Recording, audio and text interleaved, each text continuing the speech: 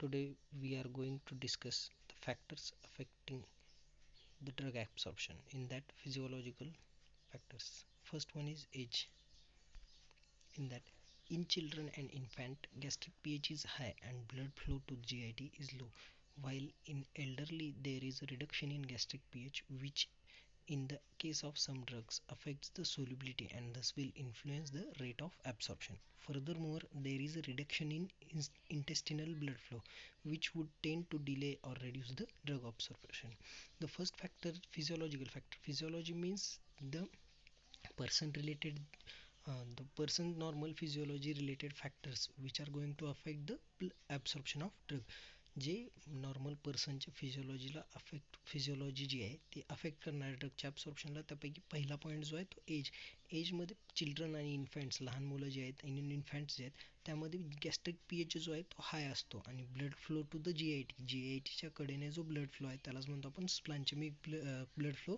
तो जो आहे स्प्लांचेमिक सर्क्युलेशन, त्या ब्लड फ्लो कमी असतो as compare to elderly or adult person. जे चिल्ड्रन आणि इन्फॅन्ट्समध्ये गॅस्ट्रिक पीएच जो आहे तो हाय आहे.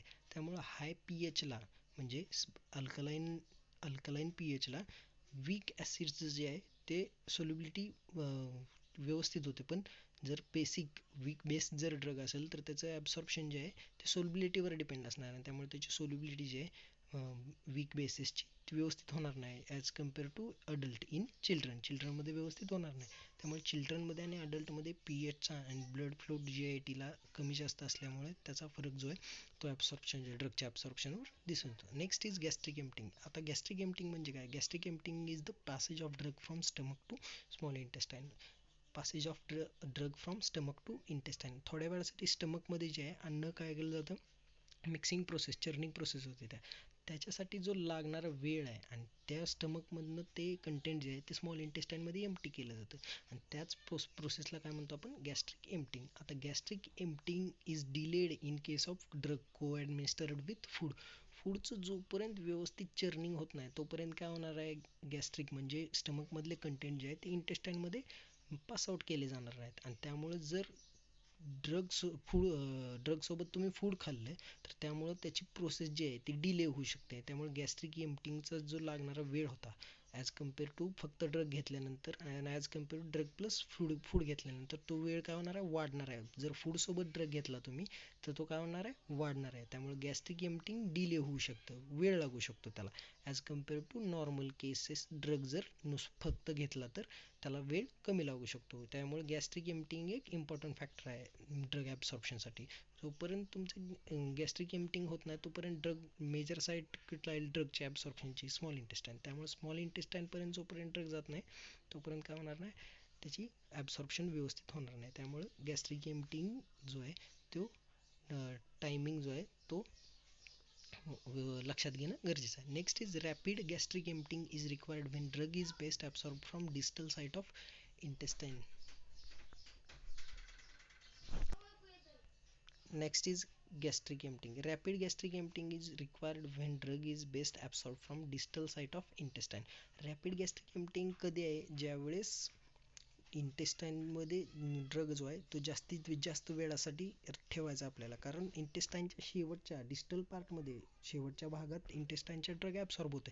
त्यामुळे शेवटच्या भागात जाण्यासाठी आपल्याला काय गॅस्ट्रिकमधनं लवकर ड्रग इंटेस्टाईनमध्ये आणला पाहिजे. त्यासाठी रॅपिड गॅस्ट्रिक एम्प्टिंग रिक्वायर आहे. तर डिलेड गॅस्ट्रिक एम्प्टिंग कधी रिक्वायर्ड आहे? Delayed gastric emptying is required when drug is best absorb from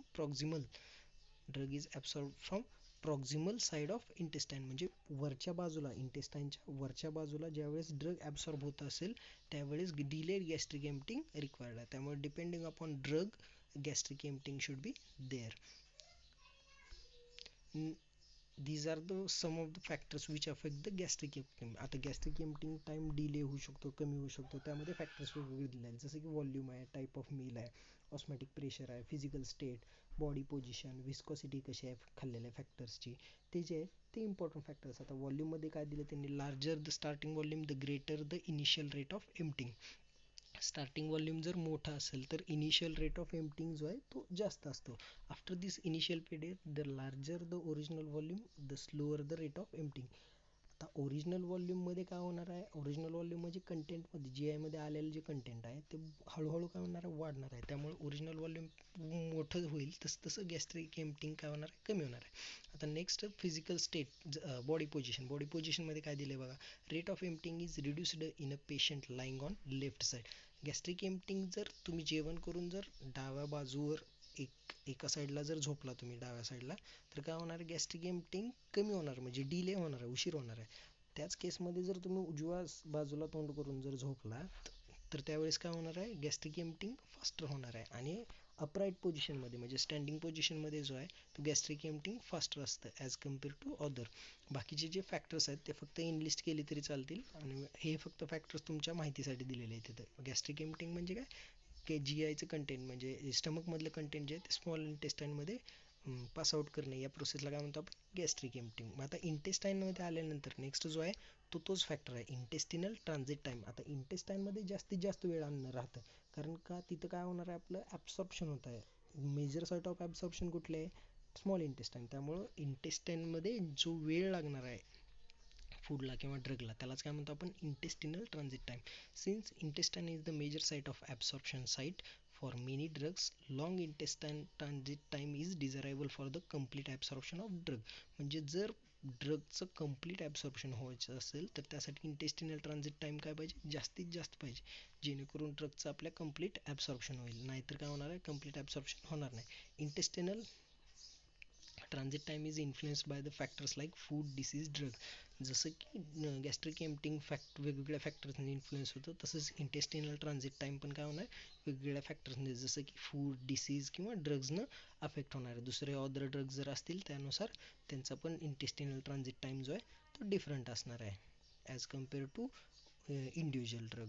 इथे इंटेस्टिनल रिजन कुठले दिलेले आहेत आणि त्यांचा अप्रॉक्सिमेट टाईम जो आहे तो ट्रान्झिट टाईम दिलेला आहे. जसं की डिओडिनममध्ये 5 मिनिटासाठी राहतो, जेजुनममध्ये 2 तासासाठी, इलियममध्ये 3 ते 6 तासासाठी, सिकममध्ये अर्धा ते 1 तास, आणि कोलॉनमध्ये 6 to 12 hours एवढा जो आहे तो इंटेस्टिनल ट्रान्झिट टाईम आहे.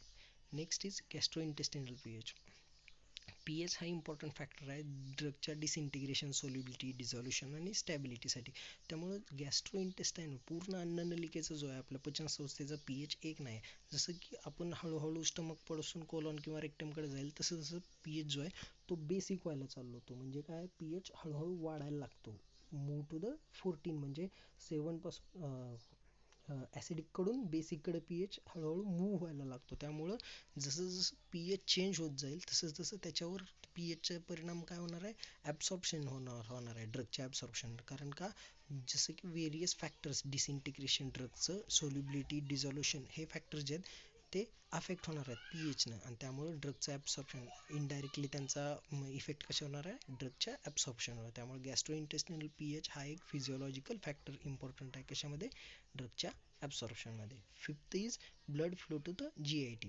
Blood flow to the GIT म्हणजे GI ट्रॅक्टला सभोवताली कडेने जो आहे तो ब्लड फ्लो दिलेला असतो, जेणेकरून ॲब्सॉर्ब झालेले ड्रग जे आहेत ते ह्या डायरेक्टली कंटिन्युअसली काय केलं जातात, ह्या ब्लड फ्लोमध्ये GITच्या सभोवतालचं जे सर्क्युलेशन आहे, स्प्लान्चेमिक सर्क्युलेशन, त्या सर्क्युलेशनमध्ये मूव्ह केले जातात, आणि त्यानंतर ड्रग जो आहे तो ओव्हरऑल बॉडी डिस्ट्रीब्यूट केला जातो. फर्स्ट पास इफेक्ट झाल्यानंतर किंवा फर्स्ट पास इफेक्ट झाल्यानंतर काय केलं जातं, ओव्हरऑल बॉडी डिस्ट्रीब्यूट केला जातो. त्यामुळं ब्लड फ्लोचा पण GITच्या सभोवताली जो ब्लड फ्लो आहे त्याचा पण इम्पॉर्टंट रोल आहे. It plays major role in absorption of drug by continuously maintaining the concentration gradient across the epithelial membrane. जर कंटिन्युअस ब्लड फ्लो नसला तर इकडं कॉन्सन्ट्रेशन ॲब्सॉर्ब झाल्यानंतर कॉन्सन्ट्रेशन जे आहे ते वाढणार आहे, आणि एकदा का कॉन्सन्ट्रेशन वाढलं की त्यांचा फ्लो जो आहे तो काय होणार आहे, कमी होणार आहे. कारण जिकडं कंटेंट कुठून कुठं वाहत आहे, हायर कॉन्सन्ट्रेशनकडून लोअर कॉन्सन्ट्रेशनकडं. पण ज्यावेळेस आपण ब्लड फ्लो GIT मधला कंटिन्युअस नसेल, स्टॉप झाला, तर त्यावेळेस काय होणार आहे, कॉन्सन्ट्रेशन ब्लड फ्लो GITच्या सभोवतालच्या ब्लड फ्लोमधलं कॉन्सन्ट्रेशन ड्रगचं वाढणार आहे, आणि एकदा इकडचं कॉन्सन्ट्रेशन वाढलं तर मेम्ब्रेनमधून ड्रग पास होऊन डिफ्युजन होणार आहे का, त्याचं ॲब्सॉर्प्शन होणार आहे का, नाही. त्यामुळं कंटिन्युअसली ब्लड फ्लो असणं गरजेचं आहे, जेणेकरून सिंक कंडिशन मेंटेन राहील. सिंक कंडिशन म्हणजे एका साईडला कंटिन्युअसली आपल्याला लोअर कॉन्सन्ट्रेशन ठेवावं लागेल, जेणेकरून हायर कॉन्सन्ट्रेशनकडून ड्रग जो आहे तो कंटिन्युअसली ॲब्सॉर्ब केला जाईल किंवा त्याचं डिफ्युजन जो आहे तो व्यवस्थितरित्या GIच्या ब्लड फ्लोमध्ये होईल. थँक्यू.